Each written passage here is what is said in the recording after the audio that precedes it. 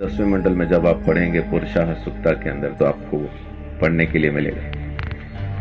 परमेश्वर को पहचाने कैसे कि वो मेरे लिए मर रहा है, उसके बारे में लिखा है कि अश्वमेघ यज्ञ का घोड़ा जिस तरह से अलग किया जाता है, वैसा ही वो पुरुष भी जब बलि किया जाएगा अलग किया जाएगा, और उसके सिर पे कांटों का गुच्छा सिर्फ इसलिए रखा जाएगा ताकि आप पहचान पाएं ये है वो मुक्तिदाता जो मेरे लिए मरता। ये बात मैं परमेश्वर की कर रहा हूं, ईसाइयों की कर नहीं रहा। ईसाई की सुन के अगर समझ के सुनेंगे, आपकी समझ के बिल्कुल बाहर बातचीत है। एक ईसाई बोलता है, हिंदू सुनता है, कुछ समझ में नहीं आता।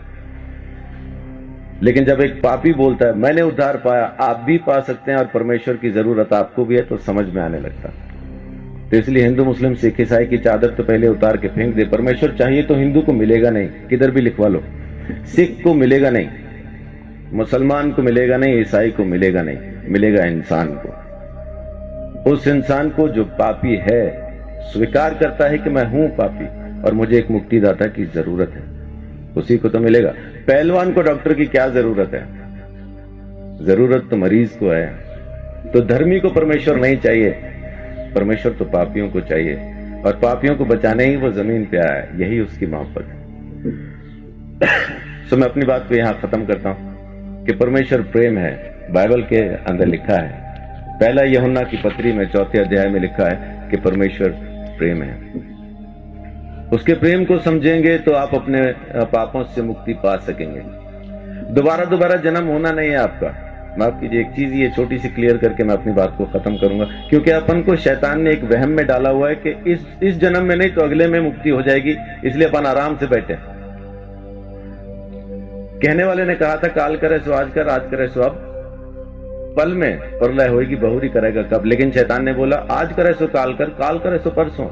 इतनी जल्दी क्या पड़ी है जब जीना है बरसों। बच्चे, आपका नाम क्या है?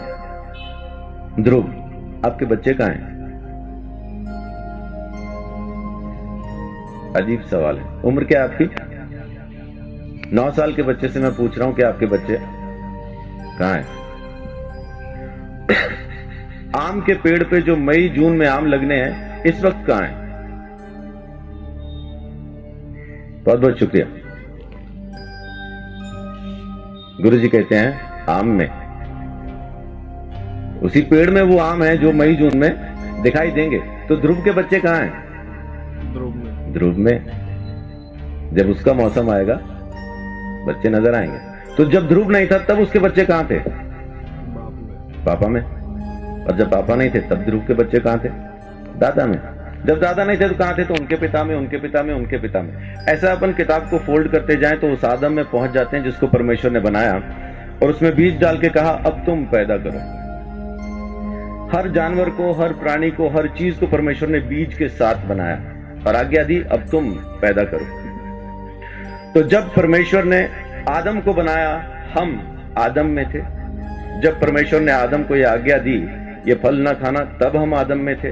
जब आदम ने आज्ञा तोड़ी तब हम आदम में थे। जब आदम परमेश्वर से अलग हुआ तब हम आदम में थे।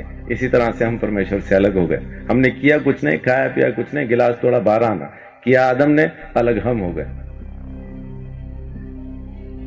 वेदों में लिखा है कि बच्चा पैदा होते ही पाप के हाथ में सौंप दिया जाता, पैदा होते ही पापी हो जाता, कारण उसका बीज पापी है। एड्स जिस माँ बाप को है, बच्चा पैदा करेंगे एड्स की बीमारी के साथ पैदा होना। इस वजह से हम पैदा ही पापी होते हैं, इसलिए हमें मुक्ति की जरूरत है। और अगर मुक्ति हम खुद ले सकते होते तो मुक्ति दाता शब्द कभी आता नहीं।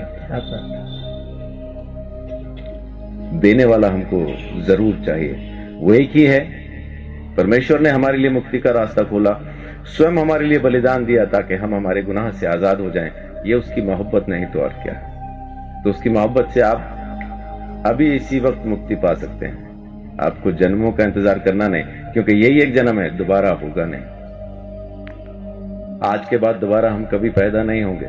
ये पहला और आखिरी जन्म है। मुक्ति मिलेगी तो अब, नहीं मिलेगी तो कभी नहीं।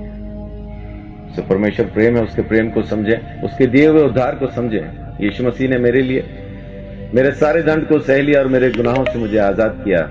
ये काम उसने आपके लिए भी किया है, बस आपको स्वीकार करना है। परमेश्वर आप सबको बहुत आशीष दे। बड़ी बात।